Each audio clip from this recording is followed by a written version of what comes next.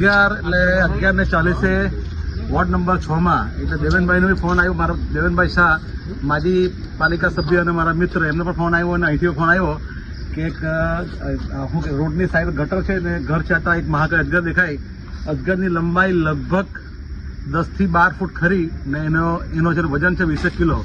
મેં તથા મારો વોલેન્ટિયર સની અમે લોકો અને સ્થાનિકના મદદથી આજે પકડીને અને ફોરેસ્ટ વિભાગને જાણ કરીને ફોરેસ્ટ એરિયામાં છોડવામાં આવશે.